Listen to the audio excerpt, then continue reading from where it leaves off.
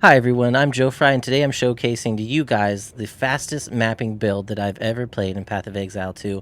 This build runs through the maps literally.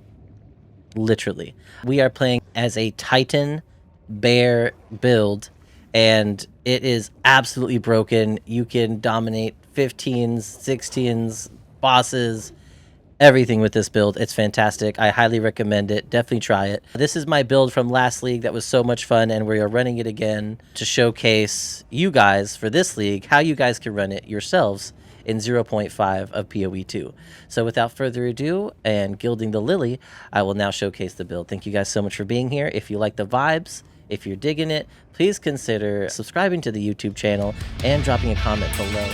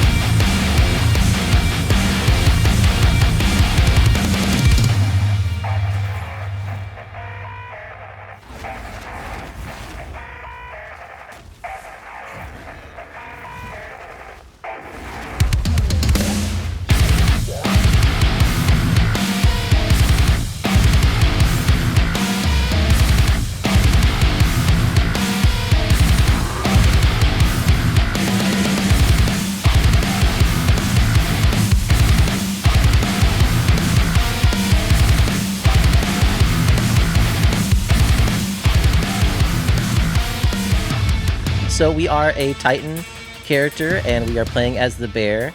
Well, I guess I'm a boar right now. This is an MTX skin that just came out for 0.5. It's super cool.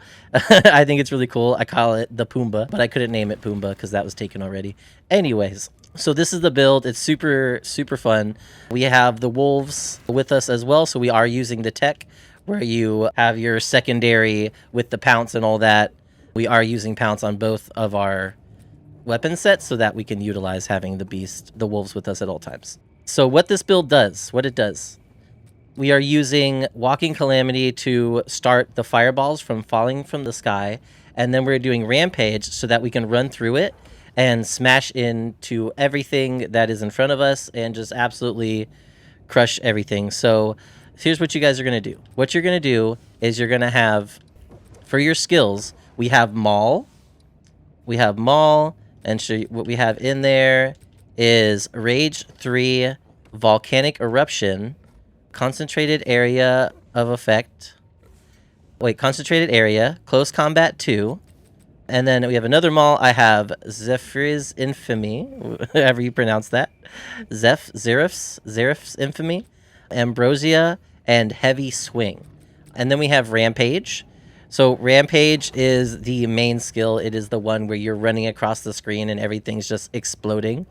For Rampage, we have Efficiency 2, Close Combat 2, Burgian 2, how do you pronounce that? Momentum, and we have Ridgewald's Ferocity. That's what we were walking for Rampage. For Walking Calamity, this is what's going to cause all the fireballs to come falling from the sky. For Walking Calamity, we are running Concentrated Area, Rakiata's Flow, Elemental Armament 2, Prolonged Duration 2, and Execute 2. Ferocious Roar, so this is what's building up our charges and our power, the power in order to utilize our skills. Ferocious Roar, we have Life Tap, Cooldown Recovery 2, Raging Cry, Exposing Cry, and Enraged War Cry 2. So we also have Lunar Assault. Lunar Assault with Bahatier's Vengeance? Probably not pronouncing that right. But anyways. But I digress. Prolonged Duration 2, Freeze, Rapid Attacks 2, and Close Combat 2. We have Pounce. This is what is giving us the wolves. We have Rapid Attacks 2. We have Mark for Death 2. Holy Descent. Mark of Siphoning. And, of course, one of my favorites, Brutus Brain, which makes it so your minions do not get hurt at all. So they're just a good distraction for you. And they give you some extra damage. So we also have Scavenge Plating, Prolonged Duration 2, Cannibalism 1, Clarity 1, Precision 1, and Herbalism 1. Next we have Herald of Ice. For the slots we have Armor Explosion, Armor Break 3, Urix Smelting. I'm like a Starbucks barista, guys. I'm sorry. Magnified Area 2 and Long Shot 2. And then we also have Savage Fury with Prolonged Duration 2 in there. I'm not really using that. It's just kind of there. But anyways, the main skills are these ones at the top here. Okay? If you guys can't afford any of this stuff, just work with what you got and then work towards it. You know what I mean? You will get it. I believe in you. Okay, so those are our skills. The damage is pretty good. For our gear, we have the Mirror Invictus Grand Regalia. We have a 5 slot here as our chest piece with 10% to elemental resistances per socket, 58 maximum life per socket, 13 to chaos resistance per socket, and 345% increased armor evasion energy shield. Very, very good. I like this. It's nice. If you guys wanted more spirit, you could, but we don't really need the spirit. But this is like a really good roll here. If you don't need the 5 slot, also, guys, you could do the 4 slot. It'd be fine. I just like really I like to be really tanky.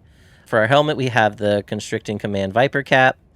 It is corrupted, which is giving us some extra spirit as well. We also have this ring, 5 to 11 physical damage, 1 to 44 lightning. We've got strength, life, fire, and cold res. For the other ring, I am rocking the Porcelainic Sapphire ring. So this is to try to get that shatter effect as we run through the map, so everything is shattering like ice. In 0.5, it's not as effective, but I'm still working on it, so I think I can still get the shatter to shatter, possibly. We're playing with it. So, yeah, so we have that. Probably if I had cold damage on this ring, it would definitely help with that as well. So for our amulet, we allocated Frozen Claw. We have plus 13 Spirit, 28% maximum energy shield, maximum life. We got maximum mana, all the percentages of maximums. Plus the level to all melee skills, we got a plus 2. We have some strength, and we have a 15 to all elemental resistance. For boots, we have 25% increased movement speed, so you definitely could get more for sure. We have armor, increased armor, cold resistance, lightning resistance, and then 31% of armor also applies to elemental damage. And we also have another thing on there giving us more armor applies to lightning damage. And then we have the fire resistance on there as well. For the fist, we have 9 to 19 physical, 1 to 36 lightning, plus 2 melee skills, 42% lightning res, 26% armor applies to elemental. So as you see, guys, we're doing a lot of armor applies to elemental. It's very good. It's very good because we have a lot of armor and we're doing some elemental. Plus 94% increased armor. So very good there. We are rocking the Headhunter Heavy belt, but you do not need the Headhunter. This is just, if you can, why not type of thing. Headhunter is, on, I feel like, never necessary, but it is blast, and it does make your build better if you can get it. And for these, we have the Armor Mandragoria, whatever it's called, Channeling Talisman. This is great because of the skill effect duration, and enemies in your presence are hindered. And 1 druidic powers for every 20 total rage spent is kind of cool too. Why not? Physical damage and some intelligence on there as well, but we have increased skill speed. And then here we have physical damage plus 5 level to all attacks. We gain damage as extra physical. We got 21% gain onslaught. So this is actually something you can craft. There's plenty of people who could craft this for you. If you don't know how to craft, you could probably look into it. But this was crafted by a buddy who crafts these a lot. So this is pretty cool. Physical damage, gain 5% damage is extra of all elements. So this is a really good one. So that's all that. For our charms, we have the Thawing Charm, the Stone Charm, and we're the Rite of Passage Golden Charm with the Spirit of the Ox, which I believe is one of the cheaper ones. Again, this is much like the The Headhunter, you don't need it. It's just a fun thing to have. Or Lost Resolve, Ultimate Life Flask. And for a Mana Flask, we have a 67% increased recovery rate one with a 70% increased charges, which is also nice. So that is all the gear that we have. We went over the skills. So that's the gear, the skills, and here's the passive tree for you guys. So for the passive tree, for our Ascendancy, you go up this way. You really want this 50% increase. So this is why we went Titan, right? Why we went Warrior Titan is so you get the 50% increase effect of small passive skills. That is huge. It's so hard to make this build feel like it should if you do not have that. So definitely get that if you can. So then after that, you're going to get the stun buildup, increased stun buildup here. Stun buildup is really big, plus 25% more damage against heavy stun enemies. Your hits are crushing blows, very big. We also have life regeneration, regenerate maximum life per second, and Mysterious Lineage, which is 50% more maximum life. One of the things about Warriors is you can get a lot of life off of it. So right now we have like 3,500 life, which isn't crazy. You could get more doing other stuff, but it is enough to get us through. Okay. So while you level, you're going to want to get melee damage. Stun buildup is good too. But as you're leveling, you might just want to be getting damage. Like just go spec into damage as you're leveling the character. Just trying to hit damage nodes wherever you can. Just to get through campaign with a smoother experience. But once you're there, once you're at like level 90 and you're doing stuff, or level 80, 70, 60, whatever, follow this as the best you can. So you go up this way. You're going to grab this. And if you guys want to see the full build, just so you guys know, the PoE Ninja will be linked in the description below on the video. So check that out for the full build and if there's been any updates at all to it as well. Two-handed damage we're getting up here. Area effect, stunned enemy two-handed melee weapon recently. So we're getting all that. We got strength here. You're getting more attack damage here. Stun buildup. As you can see, we're doing a lot of stun buildup. Skill effect duration is very good as well. For this build specifically, the glory regeneration. So you see here 12% glory regeneration. Glory regeneration. We're doing a lot of glory generation where we can, because that's what's going to make it so that you can be spamming the attacks more often. It's very good. Also, this right here, 30% increased attack damage while surrounded. Grab that for sure. That's 30% extra damage for you. Evasion rating, we've got dex. So I grabbed all these, but this is literally just so you can get to this. 5% increased maximum life if you have at least 10 red support gems. 5% increased maximum mana if you have at least 10 support gems of the blue ones. So we have 10 red, 10 blue, and 10 green for movement speed. So we're getting that. And so a lot of these skills, you guys, I have a lot of the supports in them are literally just so that I can benefit from that. So you may not necessarily need all of these, right? Some of the ones at the end, not as necessary. I start with more necessary at the beginning, less necessary at the end, for the most part. For the most part. You're getting more attack speed if you killed recently, and movement speed. So this is all really good. All really good. And down here, you've got movement speed, slowing potency debuffs. So one thing about this build is you're running through the maps. You don't want to get slowed down. You want to feel the wind on your cheeks, you know? You want to feel it. That's really good. And then, again, more glory regeneration here. Also attack damage, which is very nice as well. So yeah, grab all these. Also going up this way, you're going to grab these two. You want more power. More power. Total power. Total power. We're getting a lot of power. We're doing a lot of empowered attacks. Stun buildup. Attack damage. Up here. Maximum rage while shapeshifted. So we're getting lots of rage. We're building up rage to do a lot of damage. Warcry cooldown. Damage for each time you've Warcried recently. And up here we have skill speed, elemental resistances, and whatnot when you're shapeshifted. We are like always shapeshifted, so you're chilling. And more skill effect duration and yeah, area attack damage. So anyways, that is the skills. If you guys want to see a more comprehensive version that you can look at yourself and move around on, that's going to be in the description. The PoE Ninja should be down there as well. So that's the build there. So let me show you what this build can do in a map. We're going to do a tier 15. That's what we're going to do. Okay. So we're going to do a tier 15 map, and I'm going to show you guys what this build can do. I tell you, it's a good time, all right? It's a really good time. I'm gonna show you guys what this build can do.